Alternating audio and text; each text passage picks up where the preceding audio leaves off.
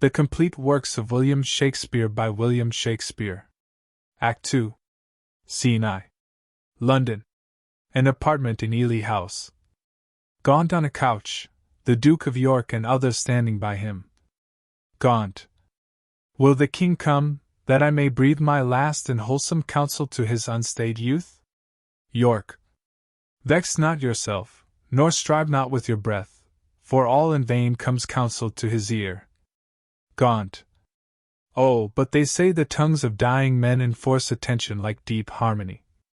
Where words are scarce, they are seldom spent in vain, for they breathe truth that breathe their words in pain. He that no more must say is listen more than they whom youth and ease have taught to glose.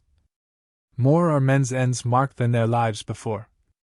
The setting sun and music at the close, as the last taste of sweets, is sweetest last, writ in remembrance more than things long past. Though Richard my life's counsel would not hear, my death's sad tale may yet undeaf his ear. York. No, it is stopped with other flattering sounds, as praises, of whose state the wise are fond, lascivious metres, to whose venom sound the open ear of youth doth always listen, report of fashions and proud Italy, whose manners still our tardy apish nation limps after in base imitation. Where doth the world thrust forth a vanity so it be new, there's no respect how vile that is not quickly buzzed into his ears. Then all too late comes counsel to be heard, wherewith doth mutiny with wit's regard. Direct not him whose way himself will choose. 'Tis breath thou lack'st, and that breath wilt thou lose. Gaunt. Methinks I am a prophet new inspired, and thus expiring do foretell of him. His rash, fierce blaze of riot cannot last, for violent fires soon burn out themselves. Small showers last long, but sudden storms are short. He tires betimes that spurs too fast betimes. With eager feeding food doth choke the feeder. Light vanity, insatiate cormorant, consuming means soon preys upon itself. This royal throne of kings, this sceptred isle, this earth of majesty, this seat of Mars, this other Eden, demi-paradise, this fortress built by nature for herself against infection and the hand of war, this happy breed of men, this little world, this precious stone set in the silver sea, which serves it in the office of a wall or as a moat defensive to a house, against the envy of less happier lands, this blessed plot, this earth, this realm, this England, this nurse, this teeming womb of royal kings, feared by their breed, and famous by their birth, renowned for their deeds as far from home, for Christian service and true chivalry, as is the sepulchre and stubborn jury of the world's ransom, blessed Mary's Son, this land of such dear souls, this dear, dear land, dear for her reputation through the world, is now least out I die pronouncing it like to a tenement, or pelting farm. England, bounden with the triumphant sea, whose rocky shore beats back the envious siege of what Neptune, is now bounden with shame, with inky blots and rotten parchment bonds that England that was wont to conquer others hath made a shameful conquest of itself. Ah, would the scandal vanish with my life, how happy then were my ensuing death! Enter King Richard and Queen, O'Merle, Bushy, Green, Bagot, Ross and Willoughby. York. The king is come. Deal mildly with his youth, for young hot colts, being raged, do rage the more. Queen. How fares our noble uncle, Lancaster? King Richard. What comfort, man? How is with aged Gaunt? Gaunt. Oh, how that name befits my composition! Old Gaunt indeed, and gaunt in being old. Within me grief hath kept a tedious fast, and who abstains from meat that is not gaunt? For sleeping England long time have I watched. Watching breeds leanness, leanness is all gaunt. The pleasure that some fathers feed upon is my strict fast, I mean my children's looks, and therein fasting, hast thou made me gaunt. Gaunt am I for the grave, gaunt as a grave, whose hollow womb inherits naught but bones. King Richard. Can sick men play so nicely with their names? Gaunt. No, misery makes sport to mock itself. Since thou dost seek to kill my name in me, I mock my name, great king, to flatter thee. King Richard. Should dying men flatter with those that live? Gaunt. No, no, men living flatter those that die. King Richard. Thou, now a dying, sayest thou flatterest me. Gaunt. Oh, no, thou deest, though I the sicker be. King Richard. I am in health, I breathe, and see thee ill. Gaunt. Now he that made me knows I see thee ill, ill in myself to see, and in thee seeing ill. Thy deathbed is no lesser than thy land, wherein thou least in reputation sick, and thou, too careless patient as thou art, commits thy anointed body to the cure of those physicians that first wounded thee. 1,000 flatterers sit within thy crown, whose compass is no bigger than thy head, and yet, encaged in so small a verge, the waste is no whit lesser than thy land. Oh, had thy grandsire with the prophets eye seen how his son's son should destroy his sons, from forth thy reach he would have laid thy shame, depose in thee before thou wert possessed, which art possessed now to depose thyself.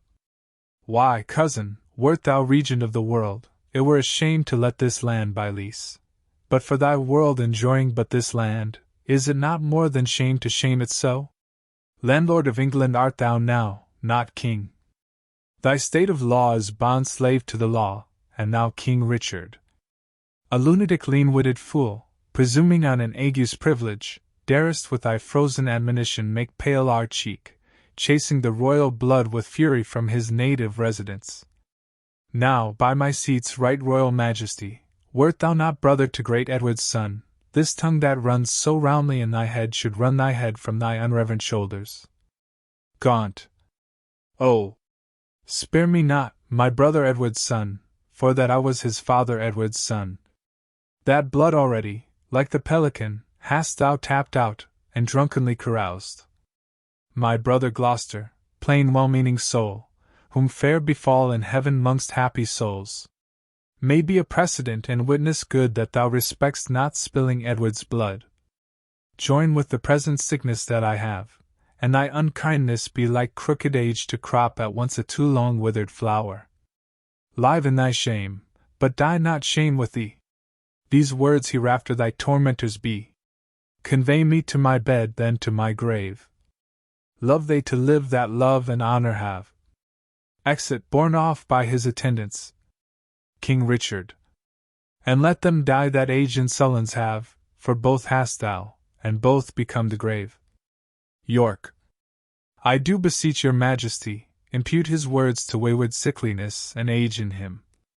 He loves you, on my life, and holds you dear as Harry, Duke of Hereford, were he here. King Richard. Right, you say true, as Hereford's love, so his, as theirs, so mine, and all be as it is. Enter Northumberland. Northumberland. My liege, old Gaunt commends him to your majesty. King Richard. What says he? Northumberland. Nay, nothing, all is said. His tongue is now a stringless instrument, words, life, and all old Lancaster hath spent. York. Be York the next that must be bankrupt so. Though death be poor, it ends a mortal woe. King Richard. The ripest fruit first falls, and so doth he. His time is spent, our pilgrimage must be. So much for that. Now for our Irish wars, we must supplant those rough rug-headed kerns, which live like venom where no venom else but only they have privilege to live. And for these great affairs do ask some charge, towards our assistance we do seize to us the plate, coin, revenues, and movables whereof our uncle Gaunt did stand possessed. York. How long shall I be patient? Ah, how long shall tender duty make me suffer wrong?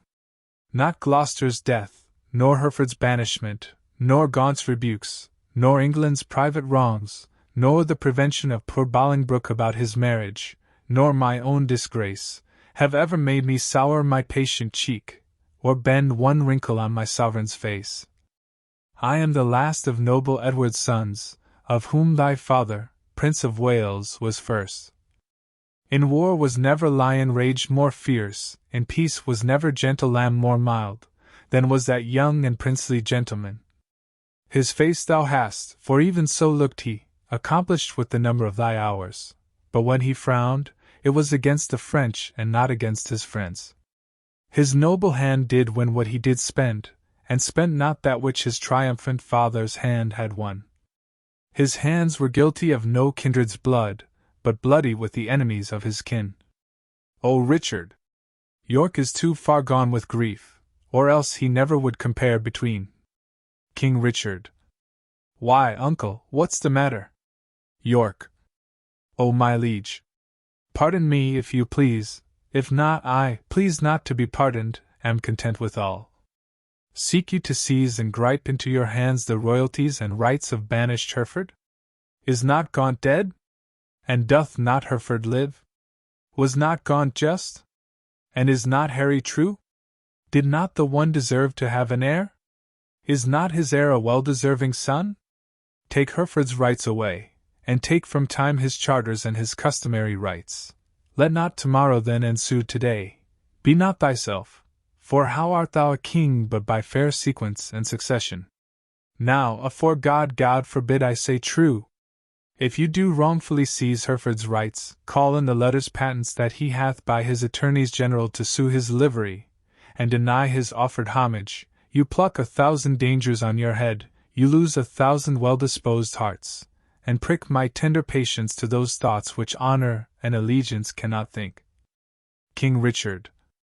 Think what you will, we seize into our hands his plate, his goods, his money, and his lands. York. I'll not be by the while. My liege, farewell. What will ensue hereof there's none can tell, but by bad courses may be understood that their events can never fall out good. Exit. King Richard. Go, Bushy, to the Earl of Wiltshire straight. Bid him repair to us to Ely House to see this business. Tomorrow next we will or Ireland, and 'tis time, I trow. And we create, in absence of ourself, our Uncle York Lord Governor of England, for he is just, and always loved us well. Come on, our Queen. Tomorrow must we part, be merry, for our time of stay is short. Exeunt King, Queen, Bushy, Almerle, Green and Bagot. Northumberland. Well, lords, the Duke of Lancaster is dead. Ross. And living too, for now his son is Duke. Willoughby. Barely in title, not in revenues. Northumberland. Richly in both, if justice had her right. Ross. My heart is great, but it must break with silence ere't be disburdened with a liberal tongue. Northumberland. Nay, speak thy mind, and let him ne'er speak more that speaks thy words again to do thee harm. Willoughby. Tends that thou wouldst speak to the Duke of Hereford? If it be so, out with it boldly, man. Quick is mine ear to hear of good towards him. Ross. No good at all that I can do for him, unless you call it good to pity him, bereft and gelded of his patrimony. Northumberland. Now, afore God, 'tis shame such wrongs are born in him, a royal prince, and many mo of noble blood in this declining land. The king is not himself, but basely led by flatterers, and what they will inform, merely in hate gainst any of us all, that will the king severely prosecute gainst us, our lives, our children, and our heirs. Ross. The commons hath he pilled with grievous taxes, and quite lost their hearts. The nobles hath he fined for ancient quarrels, and quite lost their hearts. Willoughby. And daily new exactions are devised, as blanks, benevolences, and I wot not what. But what, I God's name, doth become of this? Northumberland. Wars hath not wasted it, for warred he hath not, but basely yielded upon compromise that which his ancestors achieved with blows. More hath he spent in peace than they in wars. Ross. The Earl of Wiltshire hath the realm and farm. Willoughby. The king's grown bankrupt like a broken man.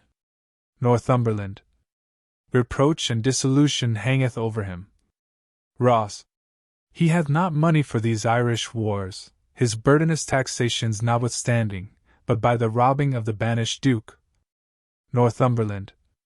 His noble kinsman. Most degenerate king! But, lords, we hear this fearful tempest sing, yet seek no shelter to avoid the storm. We see the wind sit sore upon our sails, and yet we strike not, but securely perish. Ross. We see the very wrack that we must suffer, and unavoided is the danger now for suffering so the causes of our wrack. Northumberland. Not so. Even through the hollow eyes of death I spy life peering, but I dare not say how near the tidings of our comfort is. Willoughby. Nay, let us share thy thoughts as thou dost ours. Ross. Be confident to speak, Northumberland. We three are but thyself, and speaking so, thy words are but as thoughts.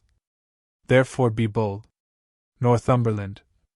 Then thus, I have from Laporte Blanc, a bay in Brittany, received intelligence that Harry Duke of Hereford, Reynold Lord Cobham, that late broke from the Duke of Exeter, his brother, Archbishop late of Canterbury, Sir Thomas Erpingham, Sir John Ramsden, Sir John Norbury, Sir Robert Waterton, and Francis Coint, all these well furnished by the Duke of Brittany with 8 tall ships, 3,000 men of war, are making hither with all due expedience, and shortly mean to touch our northern shore.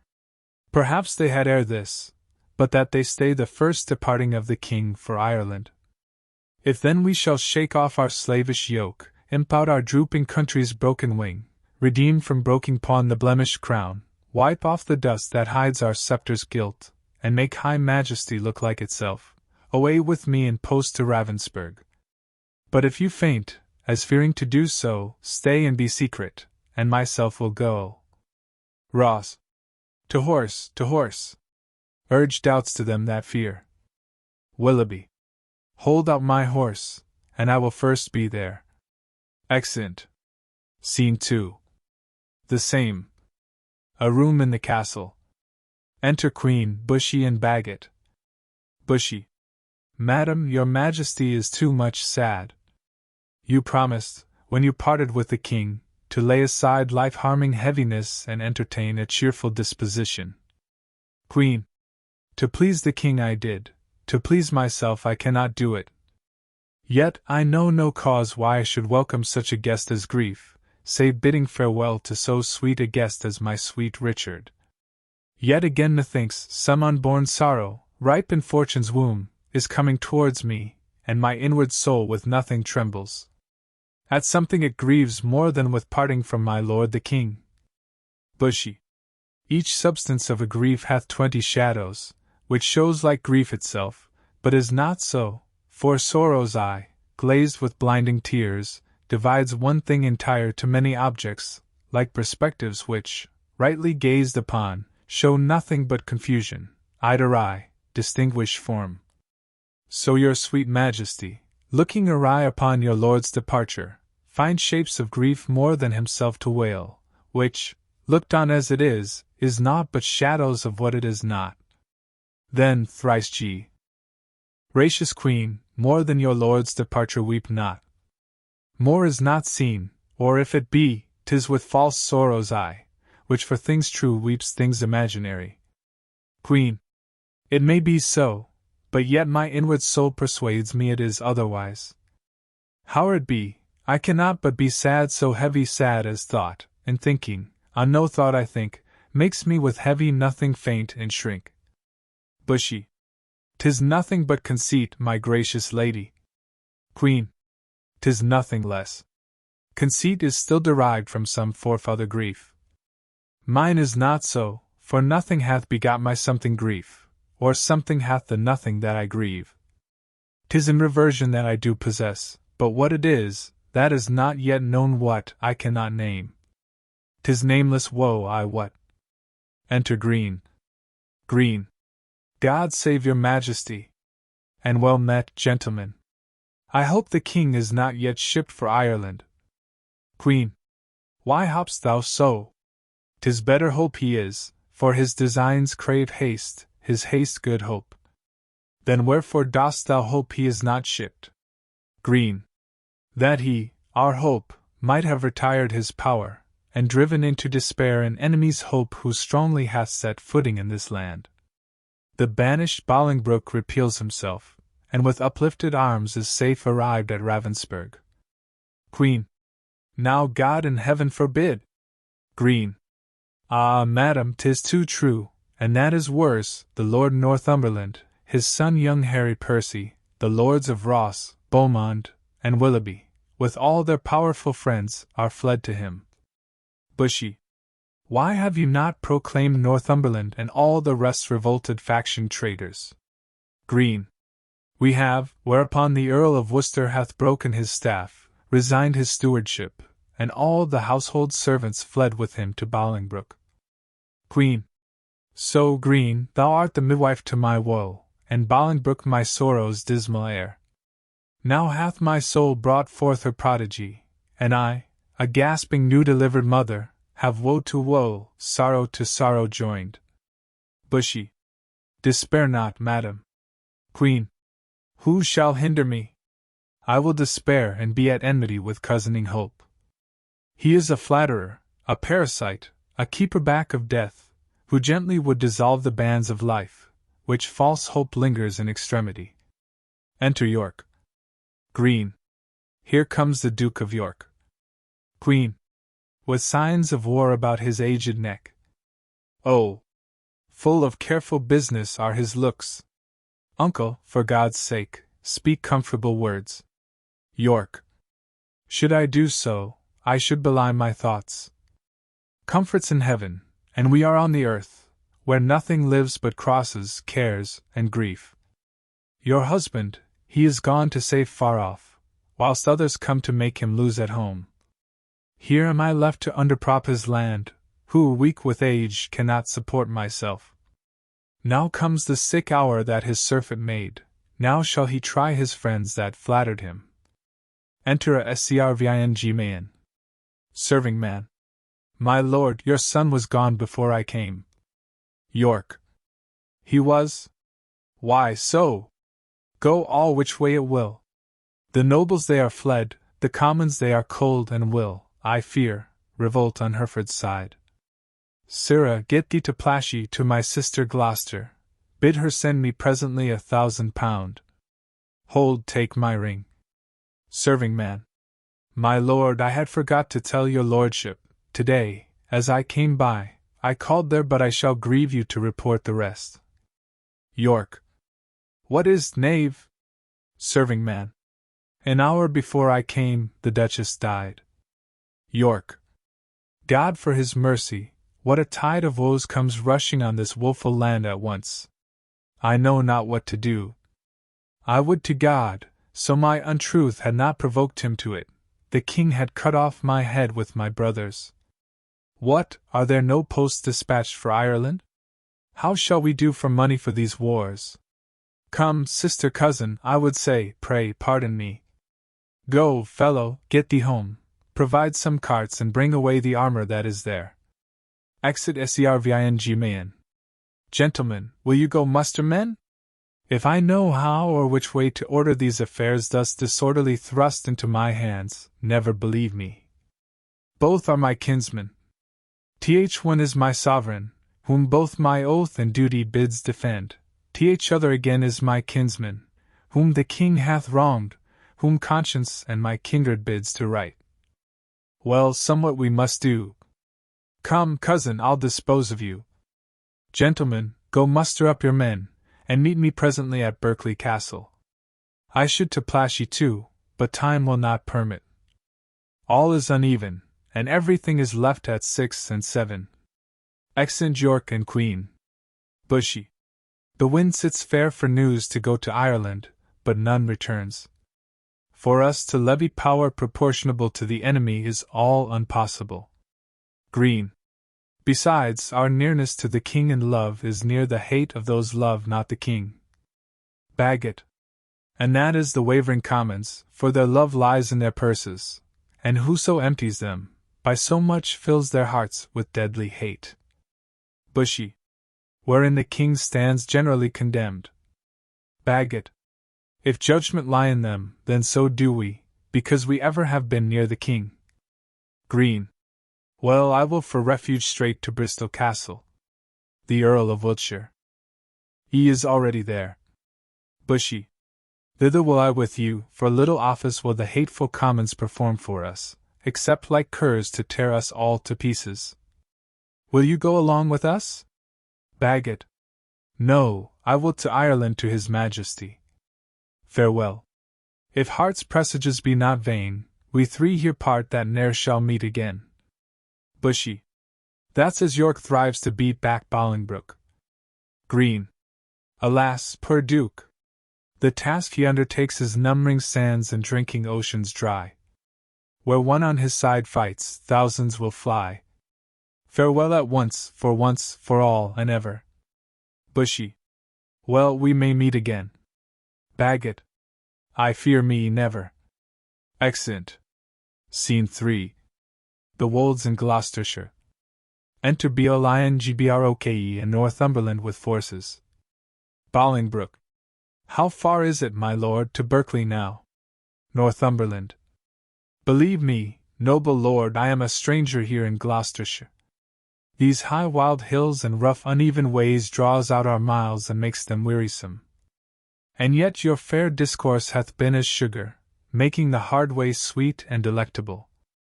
But I bethink me what a weary way from Ravensburg to Cots Hall will be found in Ross and Willoughby, wanting your company, which, I protest, have very much beguiled the tediousness and process of my travel. But theirs is sweetened with the hope to have the present benefit which I possess, and hope to joy is little less enjoyed than hope enjoyed. By this the weary lords shall make their way seem short as mine hath done by sight of what I have, your noble company. Bolingbroke. Of much less value is my company than your good words. But who comes here? Enter Harry Percy. Northumberland. It is my son, young Harry Percy, sent from my brother Worcester, whencesoever. Harry, how fares your uncle? Percy. I had thought, my lord, to have learned his health of you. Northumberland. Why, is he not with the Queen? Percy. No, my good lord. He hath forsook the court, broken his staff of office, and dispersed the household of the king. Northumberland. What was his reason? He was not so resolved when last we spake together. Percy. Because your lordship was proclaimed traitor.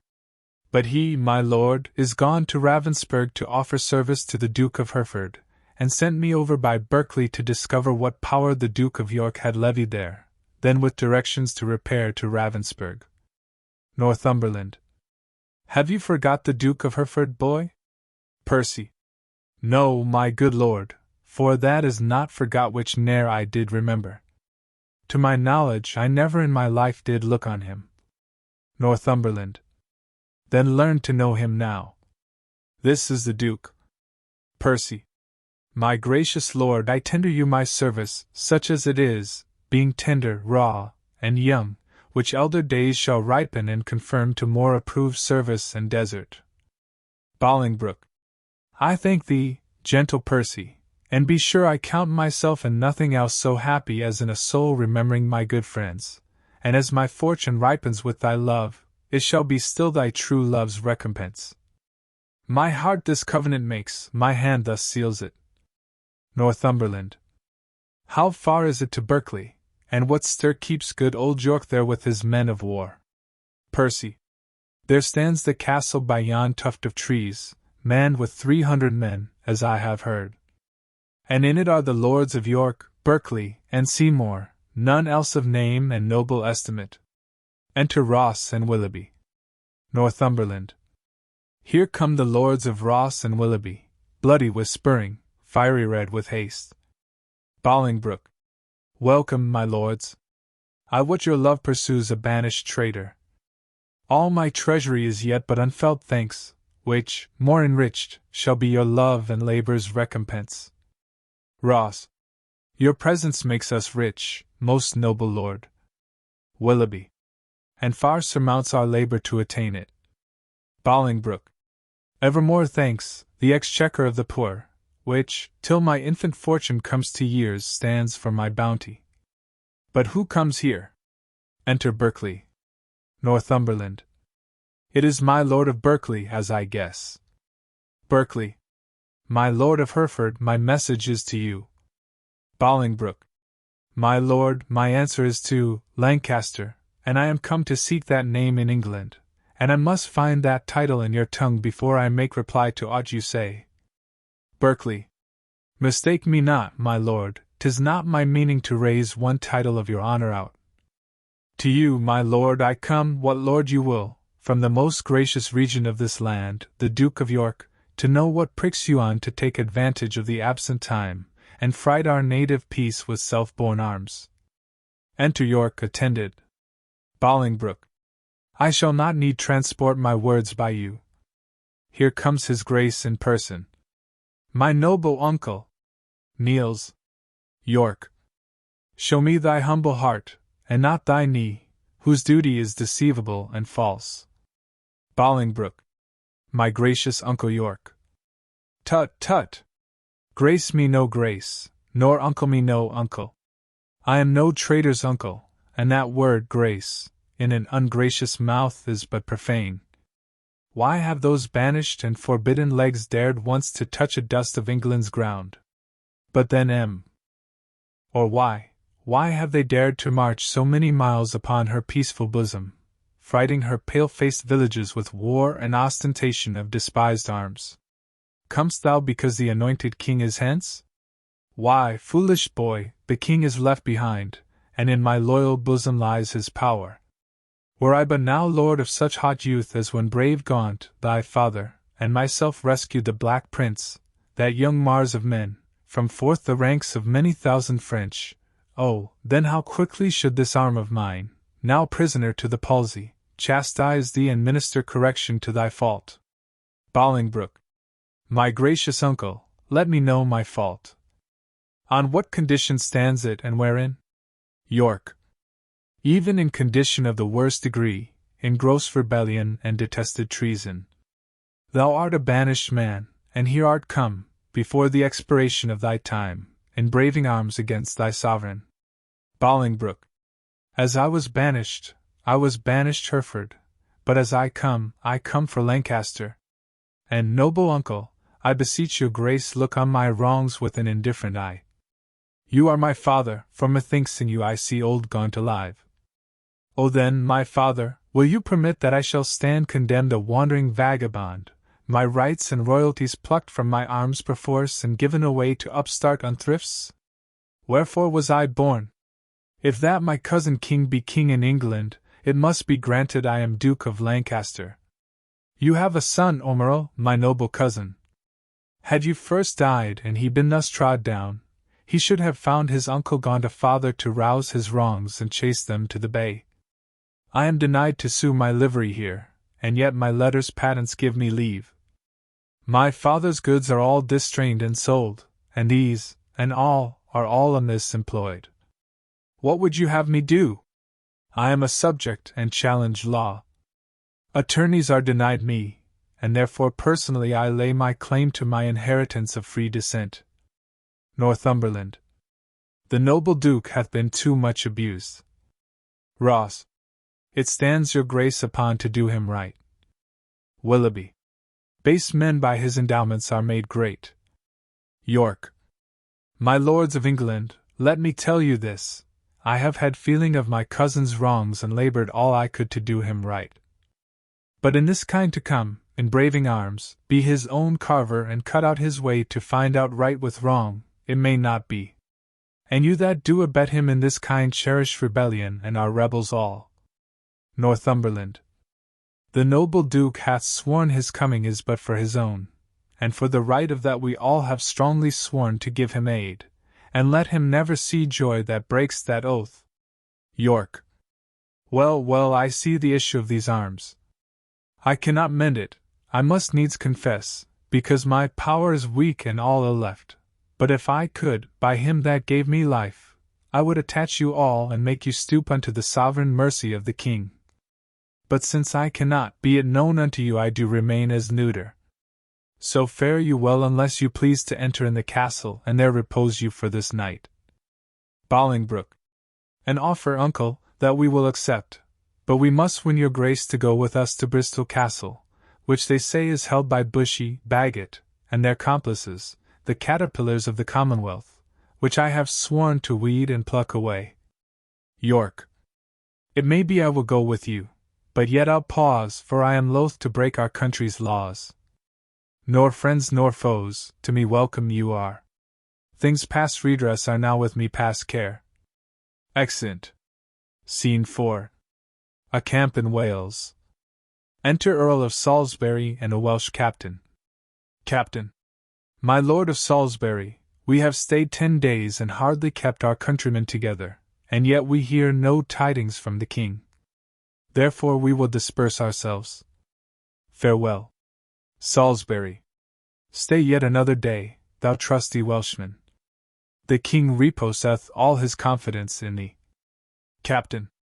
'Tis thought the king is dead. We will not stay. The bay trees in our country are all withered, and meteors fright the fixed stars of heaven. The pale-faced moon looks bloody on the earth, and lean-looked prophets whisper fearful change. Rich men look sad, and ruffians dance and leap, the one in fear to lose what they enjoy, the other to enjoy by rage and war. These signs forerun the death or fall of kings. Farewell. Our countrymen are gone and fled, as well assured Richard their king is dead. Exit. Salisbury. Ah, Richard! With the eyes of heavy mind I see thy glory like a shooting star fall to the base earth from the firmament. Thy sun sets weeping in the lowly west, witnessing storms to come, woe and unrest.